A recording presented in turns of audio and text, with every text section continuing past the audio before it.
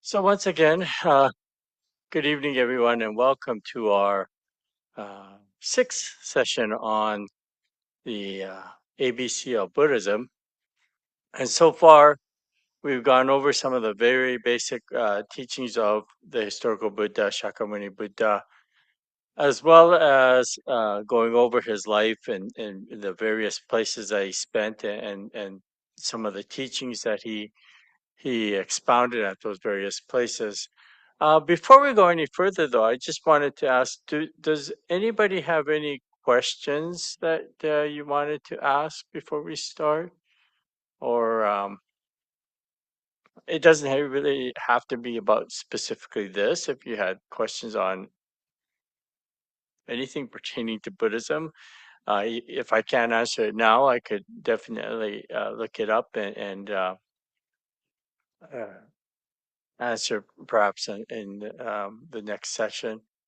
Um, So, is there anybody that wishes to ask anything or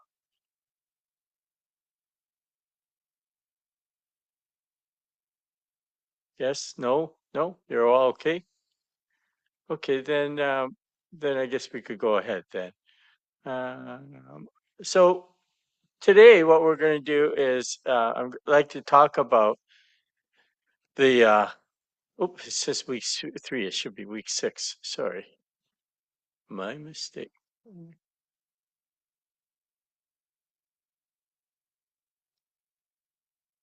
I guess I can't change that. Week 6. Okay, and let's see. Can I? I'll increase the view.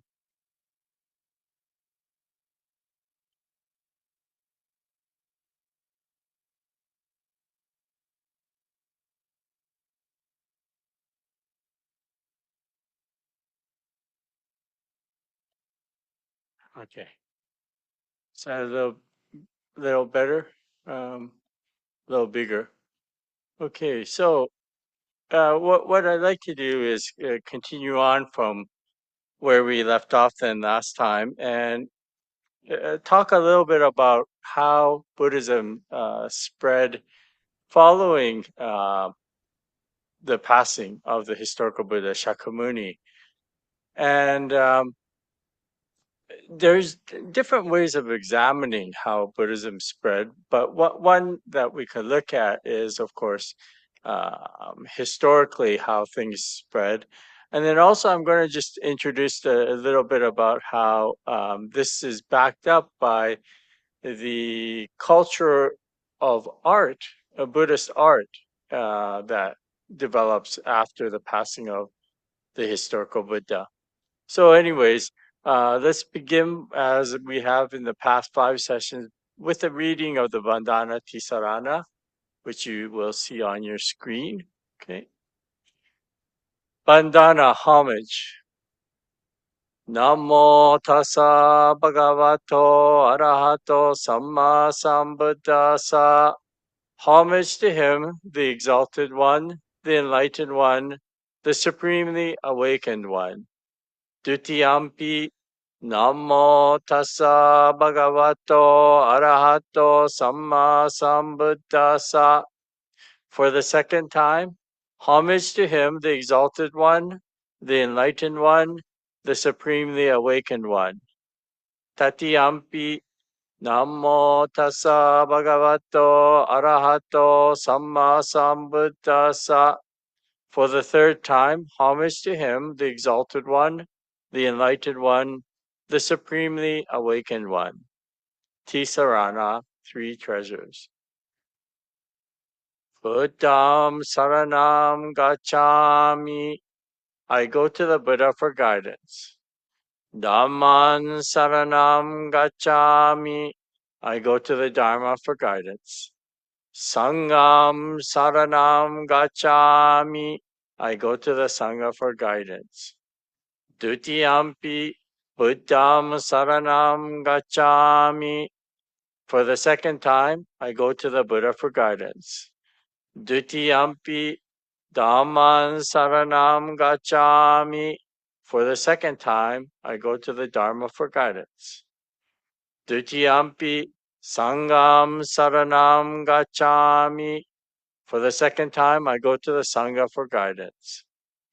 Tatiyampi Buddham Saranam Gacchami. For the third time, I go to the Buddha for guidance.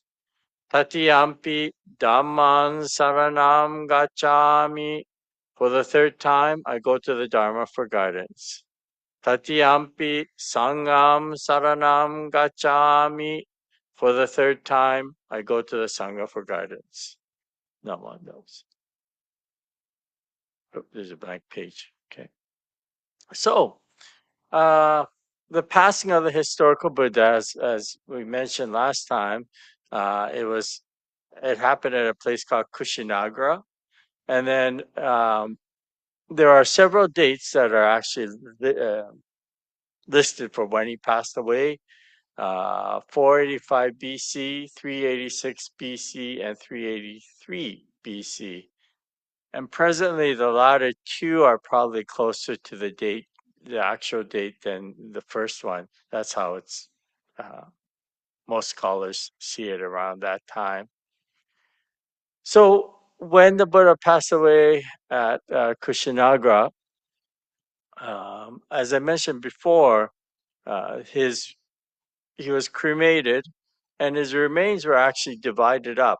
I believe originally it was eight ways, and they were spread to the different areas where the Buddha had lived his life throughout his life, very significant points. And this was the beginning of the whole culture of building stupas, mounds for where the relics were kept. And subsequent to that, the relics have been divided repeatedly to the point where now there are, throughout the world, many places that claim to have a piece of relic of the Buddha.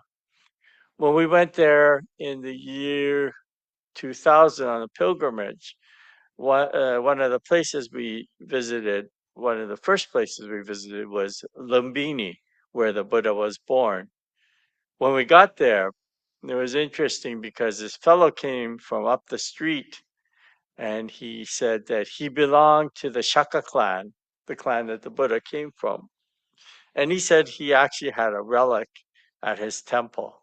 So after going to Lumbini, a bunch of us went to his place, and he brought out this little container that had this minuscule piece, which he claimed was the part of the relic of the historical Buddha.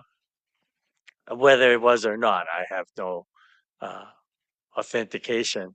But I do remember, I think we all donated something a little bit. So he probably does that whenever there's people visiting Lumbini, going and telling him he's from the Shaka clan and has a relic.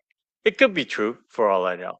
Anyways, so after the passing of the Buddha, one of the first things that happened was what they called the first Sangha Council. And this took place at Rajagriha, Vulture's Peak.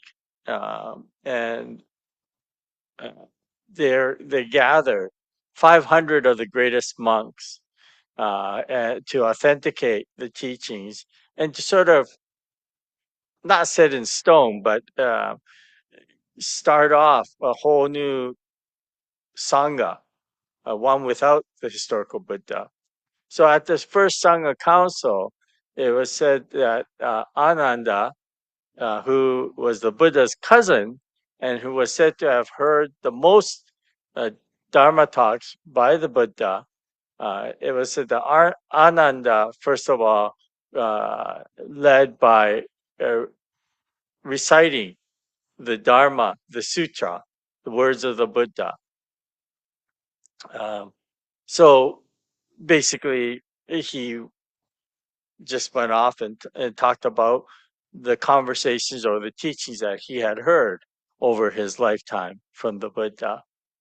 Then it was said that Upali, who was also one of the 10 great disciples, explained about the Vinaya rules, the precepts that the brotherhood had to follow, the bhikshus and bhikkhunis,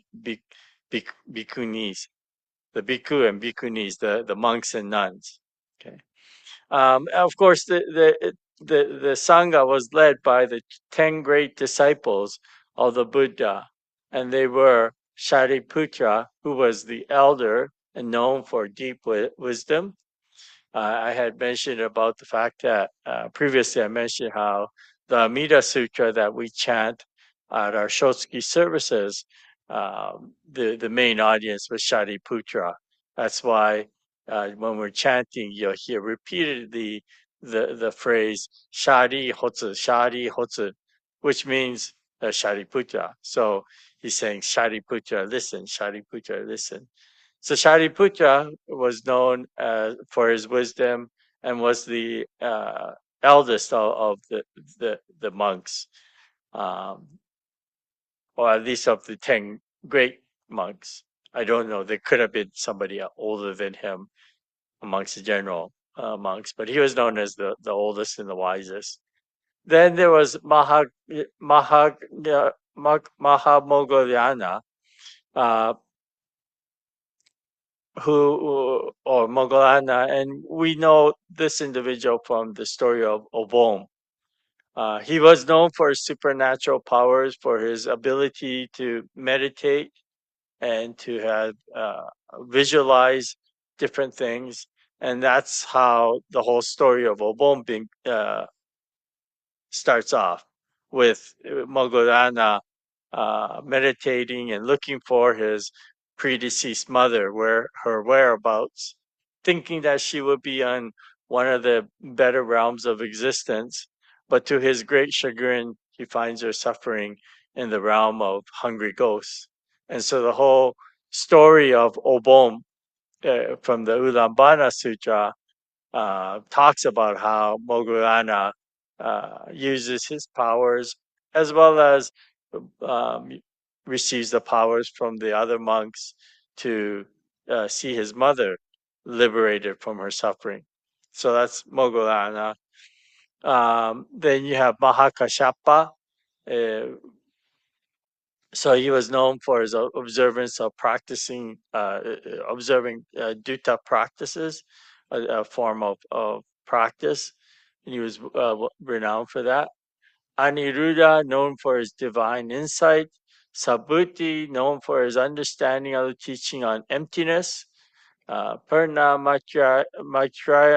Maitrayaniputra, known for his skills of expounding teachings.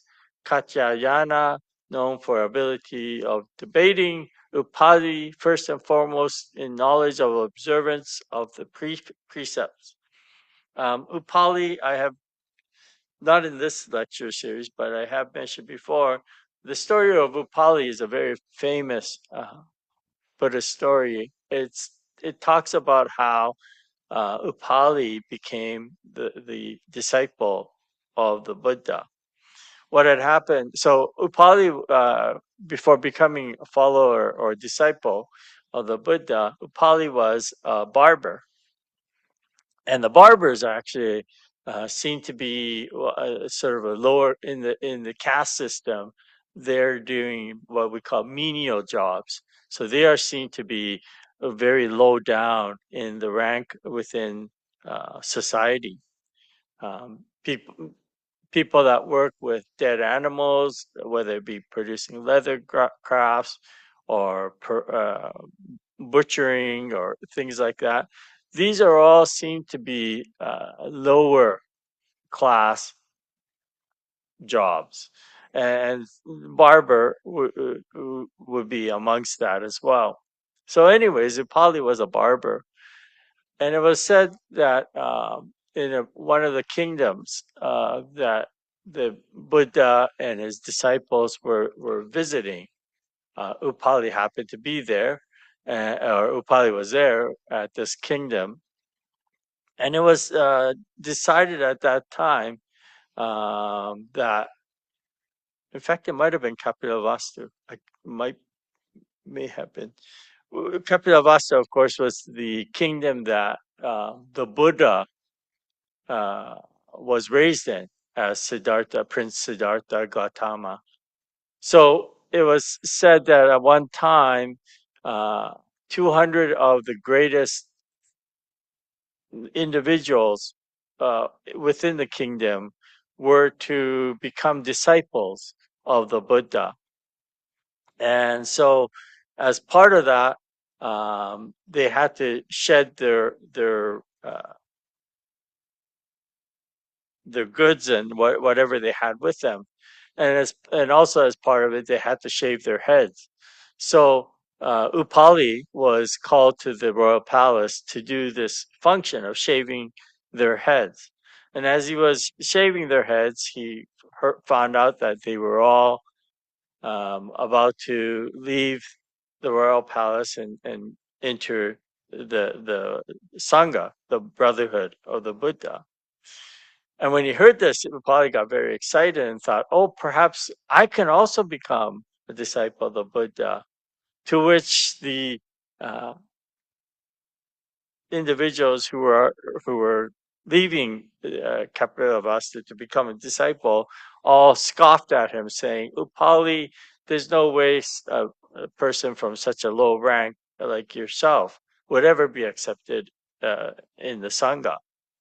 So, undeterred though, Upali actually shaves his own head, and it's said that he runs before those others arrive at the monastery. Upali runs like the wind to the monastery, and he begs for the audience of the Buddha. And then when he receives the audience, he says, that he is a lowly barber and is completely unworthy, but he said he really, really, really wanted to learn about the Dharma and join the Brotherhood. And of course, the Buddha welcomes him to join the Sangha. And so Upali ends up becoming a monk. In the meantime, those other gentlemen from the royal court come to the monastery, also asking to join the Sangha. And of course, the Buddha welcomes them as well. But the Buddha says to these gentlemen that as part of the custom, that they must bow before all those who entered the brotherhood before them, because they are now their seniors. So one by one, they bow to their seniors, and then they end up the head of the head of the men from the royal court. He stops in front of Upali, and he recognizes him, even though his head was shaven. He recognizes Upali, and he's taken aback, thinking, "There's no way I'm going to bow to this lonely barber, lowly barber." And so he says as much. He says, I am not going to be bowing to you. To which the Buddha then points out to him, he says, you may have uh, discarded your robes and your jewelry, but you still maintain your egos. And of course, this is eye awakening for these individuals. And they end up actually bowing very deeply to Upali. But Upali ends up becoming one of the 10 great disciples of the Buddha, and he is known for following the precepts, perhaps because of his uh, being accepted into the situation of him being accepted into the Sangha. Out of his deep gratitude, he made sure he followed each step exactly as it was taught. And so he became knowledgeable in observance of precepts. The next of the 10 individual, Rahula, was the son of the Buddha and also known for his knowledge and observance of minute rules of conduct. And then finally, Ananda, who was the cousin of the Buddha and who was said to have, he was the attendant of the Buddha as well. So he heard the most discourses from the Buddha. And that's why at this first Sangha Council, Ananda was the one that recited the uh, the teachings verbatim. He just said what he had heard from the Buddha. And then, as I mentioned, Upali then also talked about the Vinaya, or the rules, precepts. So, for about the first 100 years after the historical Buddha passed away, the teachings remained quite pure, because you're still looking at maybe third generation, four generations after uh, after the passing of the Buddha, and so all the stories about the Buddha and the teachings remain relatively fresh. And this is known as the early Buddhist period. Um, so many of the disciples, for the first 50 years after the Buddha passed away, some of them would have existed or would have attended that first Dharma council. So again, the uh, teachings remained relatively pure. And then about 100 years after the passing of Buddha, the second Sangha council was held at a place called Vaishali. And here, one of the things that they start talking about um, is interpretations of the what we call Vinaya rules. So the Vinaya rules, the precepts, were very, very strict in order for the monks, particularly the monks, to be free of attachments to this world. So, there are certain things that were in the precepts. For instance, one was not to touch the opposite sex. Okay, so this was it was taken literally to not have any physical contact with the opposite sex. And in fact, when you see the Theravada Buddhists, some of the Theravada countries, you'll see people making effort to make sure that the monks do not contact the female individuals, and they take it quite literally, right? Um, but around this time of the second Sangha Council, there starts to be some interpretations, or they start looking at these precepts and saying, well, maybe we don't need to take it so literally. Okay. There starts to be a movement of monks who become uh, sedentary. They stay at one place. Many of them stay at monasteries. And the monasteries, so another of the precepts was that one should not, a monk should not touch money, because money will, uh, is impure. Okay. So in the early Buddhist teachings, this was taken literally. They would receive alms. They were beggars and receive alms to sustain their living, but they would not touch money because money was seen as impure. But around this time of the second Sangha Council, things like this become debated.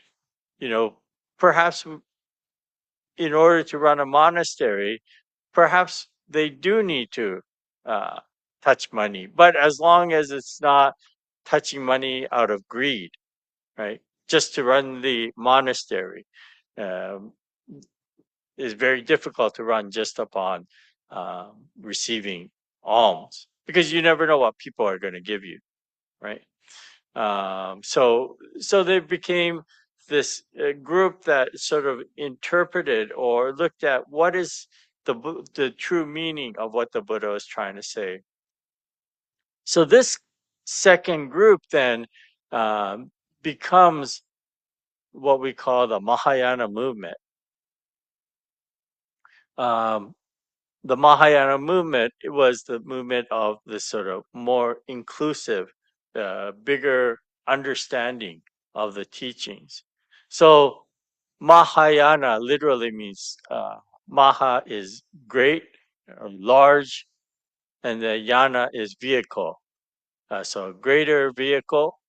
And the Mahayanas uh, gave a name for those who didn't share their opinions, and they called them Hinayana, or the smaller vehicle Buddhism.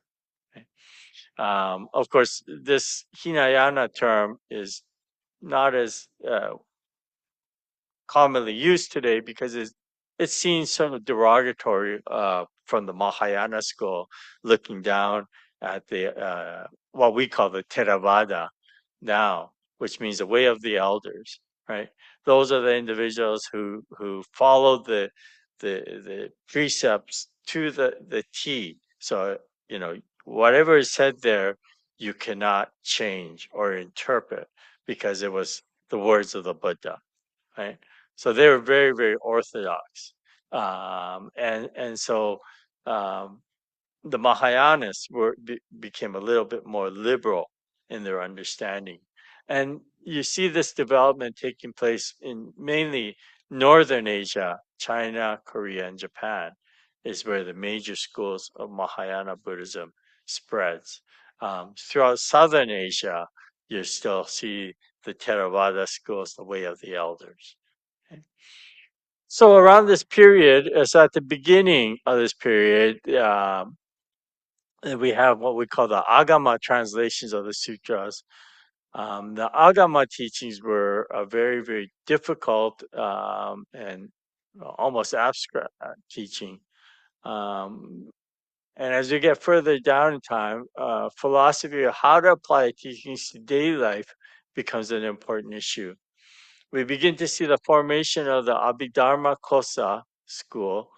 Abhidharma Kosa school is a school that looked at the teachings and tried to interpret or expand on their understanding. A third Sangha Council is held around 240 BC, and at which time the Abhidharma literature was added to the other Pitakas baskets to form what we know as the Tripitaka. So when we talk about the teachings of the Buddha, you may have heard this term Tripitaka. And Tripitaka literally means three baskets.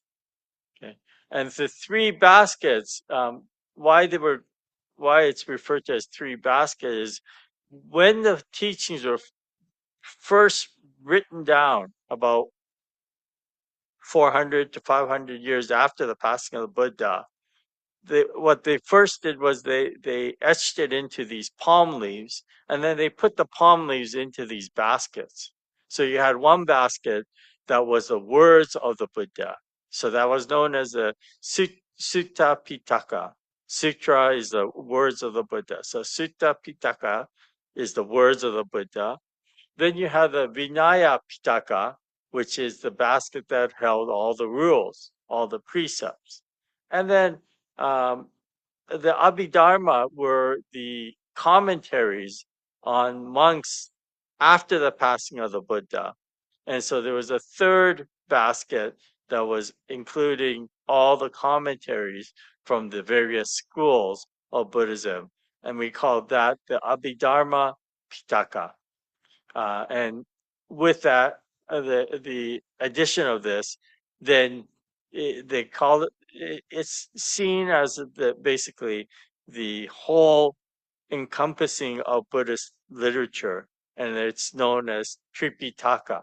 Tripitaka, three baskets, and um, once they bound or wrote it on paper and bound it and made books, etc. So there are normally over 100, I thinking maybe it was about 108 volumes, but I could be wrong there. But literally that many volumes of teachings. Um, I remember my paternal grandfather had a collection in Japan around the early 1900s. There was an extensive gathering of the all the Buddhist literatures that were gathered and put into volumes, and these were known as the Taisho Daizokyo.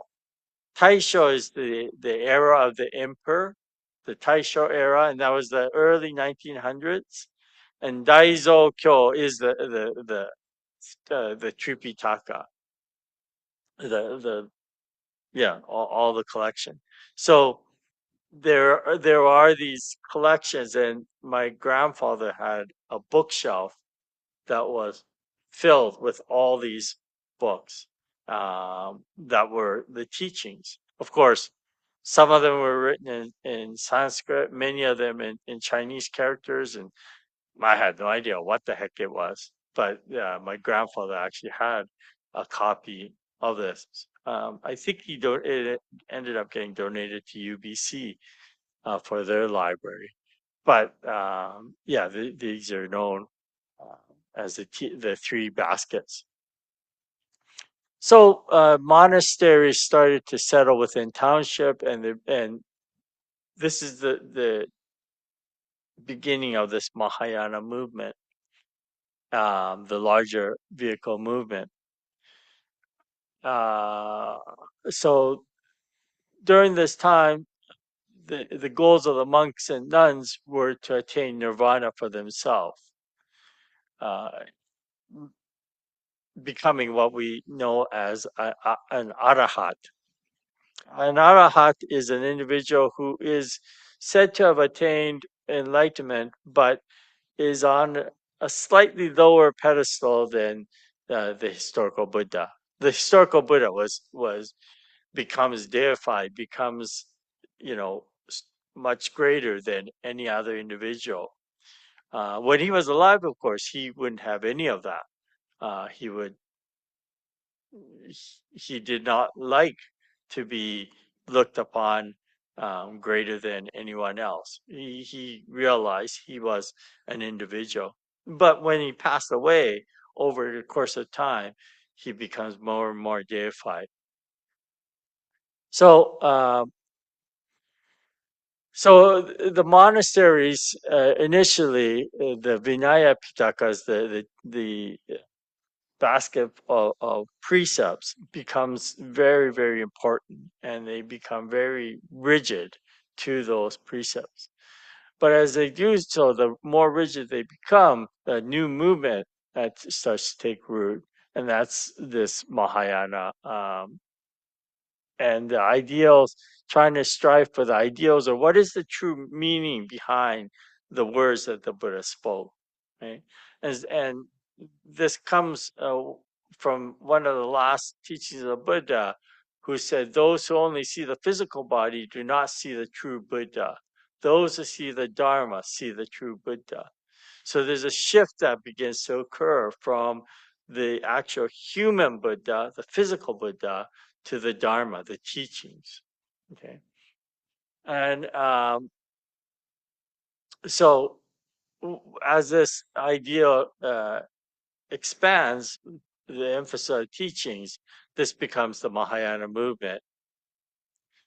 And we also see a shift in how we view the emphasis uh, within the Sangha.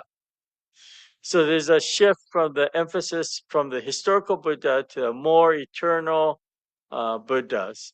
Uh, and there's an introduction of what we call the three Dharma bodies. The Dharma Kaya, Hoshin, it has no form, no shape, no color, no beginning, no end. It's thusness, suchness, or the Dharma. So if any of you have ever seen the movie The Matrix, Matrix is all around us. It's everything. It has no shape, no form, but it is everything. And similarly, when we talk about the Dharmakaya, the Dharma body, it is that the universe that is beyond our conceptualization. But from there, then you get what we call the Sambhogakaya, or Hoji in Japanese. And this actually has a form and a shape. And it has a beginning, but it doesn't have an end. And so these are sometimes known as the reward body or recompense body. And one example of that is Amida Buddha. So this Dharmakaya, the Dharma body, which has no form, no shape, beyond our comprehension, yet it has to express itself somehow. And it expresses itself by these uh, reward bodies or recompense bodies, such as Amida Buddha. So when we look at the story of Amida Buddha, there's a whole story of how he becomes Amida Buddha. But it's also said that even today, Amida Buddha is expounding the teachings. So there's no end to the story of Amida Buddha. And then the third of the Dharma bodies are what we call the Nirmanakaya, Ojin. This is a very concrete level. It has form, it has shape, it has a definite beginning and a definite end. And of course, Shakyamuni Buddha is the example of this Nirmanakaya. So without Shakyamuni Buddha coming into this world, first, we would not know of these recompense Buddhas. So the Buddha, in order to talk or teach about the Dhammakaya, which is beyond our conceptualization, Nirmanakaya, Shakyamuni Buddha, the historical Buddha, talks about many different Buddhas, recompense body Buddhas, or reward body Buddhas. These are Buddhas that are not in our historical timeline, but nonetheless, they are definitely expressions of the Dharma. And it's Shakyamuni who introduces us to these Buddhas. So Shakyamuni, definite individual, has beginning and end. And then in order for us to be able to conceptualize something that is beyond our conceptualization, he talks about this Sambhogakaya, the Buddhas, the recompense body Buddhas, including Amida Buddha. So around this time, also there is a much growth or inclusion of, they call it, so sometimes referred as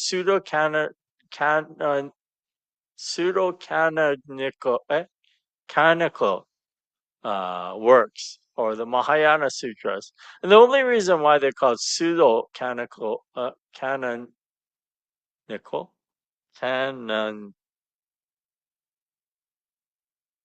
well, it is because they were included later than the first set of teachings. Okay? But those first set of teachings were also expounded hundreds of years after the Buddha passed away. So we today don't differentiate between the ones that came first. And it's almost like in Christianity, you have the Old Testament versus the New Testament, right? In Buddhism, the Theravada teachings, the early teachings, the more orthodox or following the precepts very closely, those are known as the Theravada Sutras.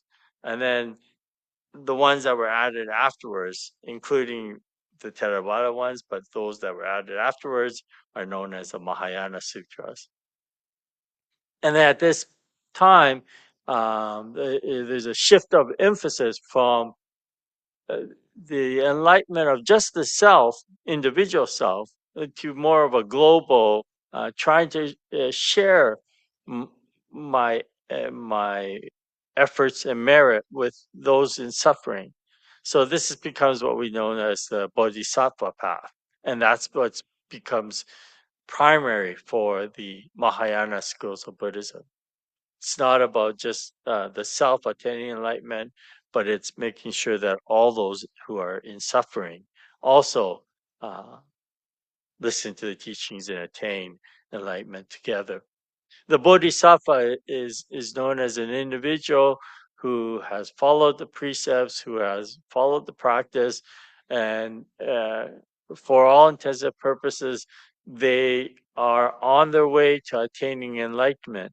However, the bodhisattva is one who forgoes their own enlightenment until all beings in suffering attain enlightenment. So they they are an expression of compassion, basically, bodhisattvas.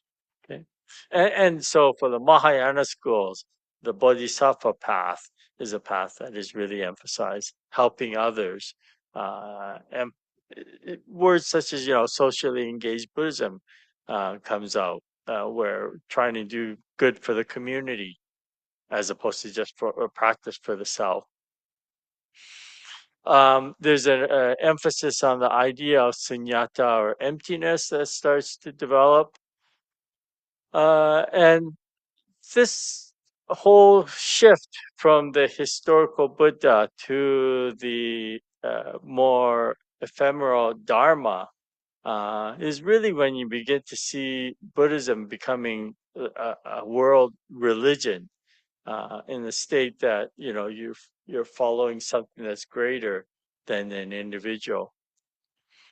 And again, during this time, the Pure Land path becomes more and more popular, particularly in Northern Asia.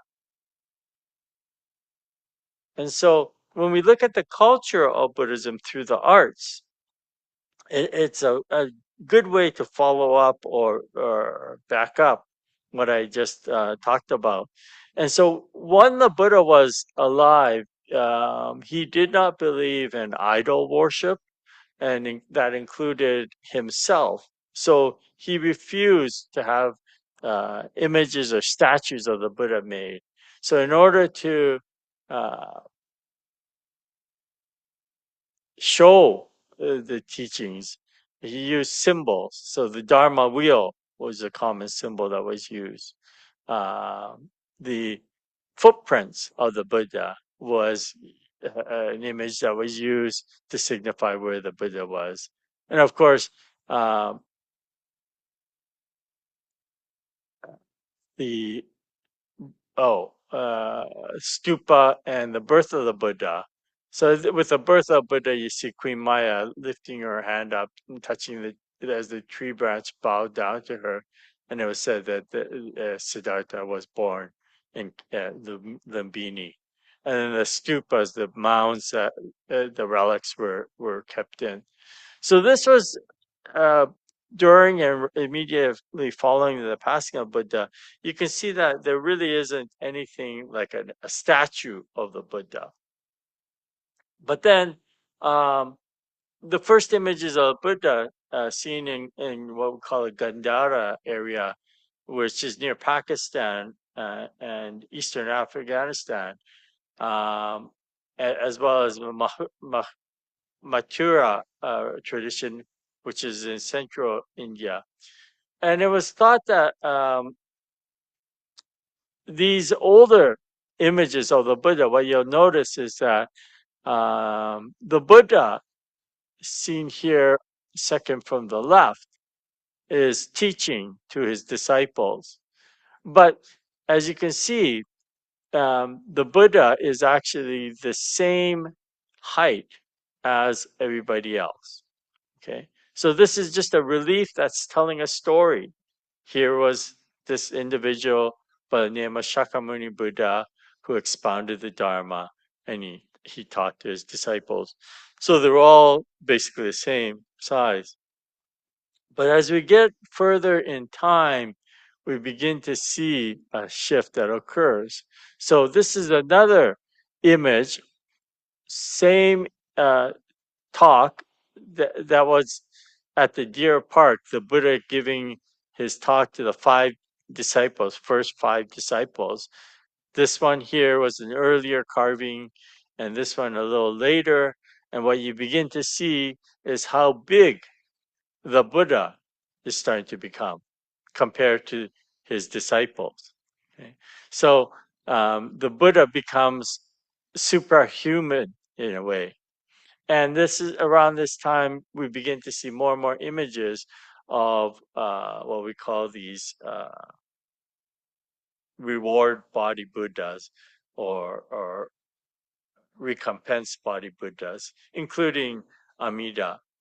And so one of the earliest statues of Amida was found in the Mathura area, and there's an inscription at the bottom, at the base of it.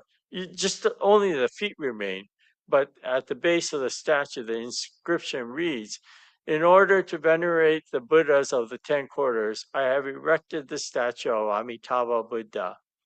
Through this meritorious act, may the incomparable wisdom of all the Buddhas be expounded to all." And it was also dated, which marked it around 106 AD, which predates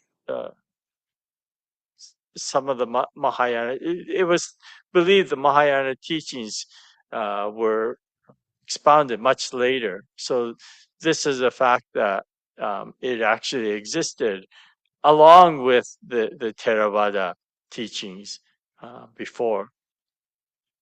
How was it? Yeah.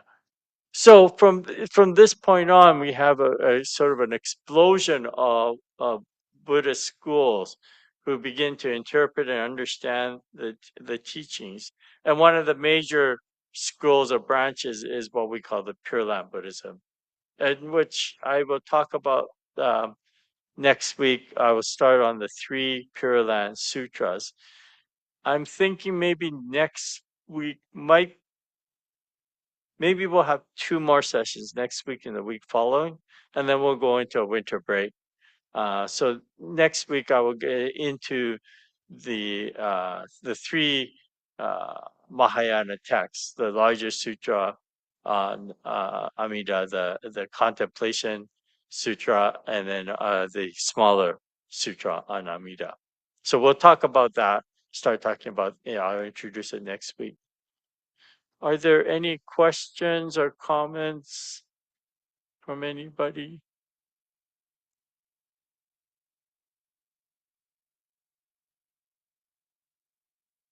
Anyone? One. Oh, yes. Yes. Um, Sumi. I wonder, Sensei, if you could suggest the title of a book that might include some of the most important sutras in English that we might read. Yeah. So I'll bring it next week. But for me, the best book that I know of, that I like the best, is one that was produced by the Bukkyo Dendo Kyokai,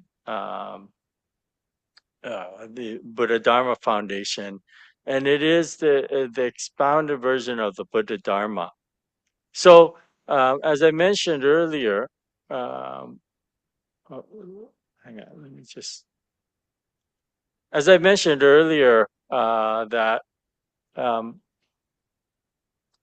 in the early 1900s, a bunch of Japanese, but I guess they weren't just Japanese, but a bunch of Buddhist scholars got together in Japan, and they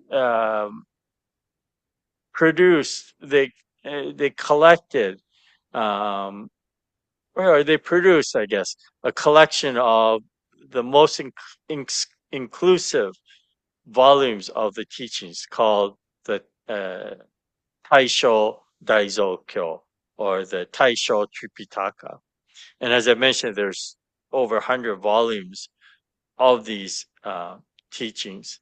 And the editors who were in charge of it realized that there's no way the average person is going to read all those volumes of teachings. So they then created sort of a concise version of it, which is like still very large, but it's kept in one volume. And the Bukkyo Dendo Kyokai, the Buddha Dharma Foundation, translated that concise version into English. And Mm. you've seen the red Teachings of the Buddha book, the one that has like a setting sun on the cover. I'll bring that as well. That's the Bukkyo Dendo Kyokai, or the Buddha Dharma Foundation, is a very interesting foundation. There was an individual by the name of Yehan Numata, who was a son of Jodo Shinshu Temple in Hiroshima. He was born 1920 something, or maybe even earlier. Anyways, he didn't want to become a monk or minister and take over his family's temple, but he was very interested in engineering, and in fact got his degree in engineering. And he traveled into the States, and he met at that time Reverend Kenyu Tsuji, who was a minister in Toronto at that time. And upon meeting with Reverend Tsuji, um, Yehan Numata was so moved that he decided what his goal was. He founded a company called Mitsutoyo, and they became one of the leading uh, producers of what we call what's known as a micrometer.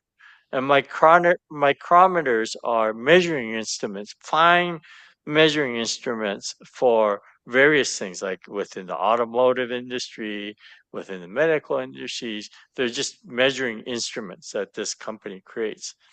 But the president of that company, Yehan Numata, uh, incorporated in the company that I think it was 2% of their gross sales would go to this to the spreading of the Buddha Dharma, and they called this the Bukkyo Dendo Kyokai, or Buddha Dharma Foundation. And one of their primary goals was to have the teachings of the Buddha put into as many hotel rooms as possible, sort of like the Gideon Bible, right? So they started working on putting these books into hotels, but um, as the Bukkyo Dendo Kyokai developed more and more, they started getting heavily involved with things like translations. And the greatest translation, well, they are trying to translate the whole uh, Tripitaka, the whole volumes of the teachings, but it's going to take many, many, many years for them to complete that. So they also translated that concise version, Okay. and it's called the Buddha Dharma, the Way to Enlightenment, I believe. And I'll show you that book next week. And, I find that an excellent book because it has many primary. It is basically translation of the sutras themselves. So um, it's always good. There are so many books that are commentaries on the teachings, but whenever you're talking about commentaries, you're getting one step removed, and it's often very good to go back to the what we call the primary teachings yeah. as well, to observe what that says, right? Um, and some of the words are not what you expect. One has to realize also that the time that when the Buddha expounded the teachings, there you have to put it into context with the Mhm. culture that it was taught at as well, right?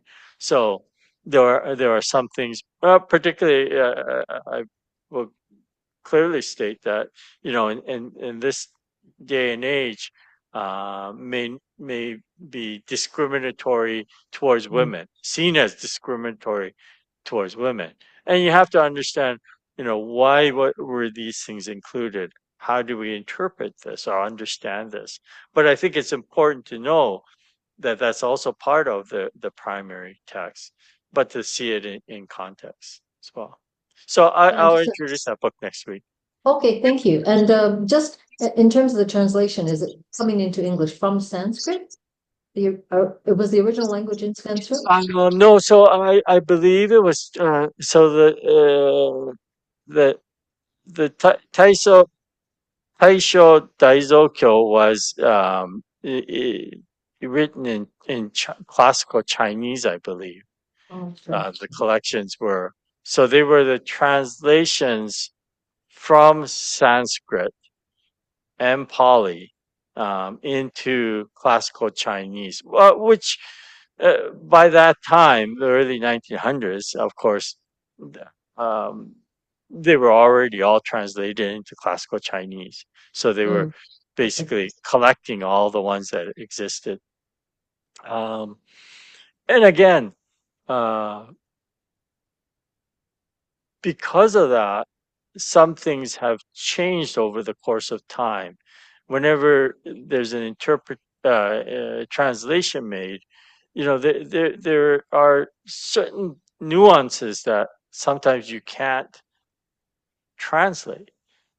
So, but having said that, the historical Buddha would have been the first to tell you that nothing remains static and the same. Mm, So that includes mm, even the teachings are bound to change over time, yeah. develop over time.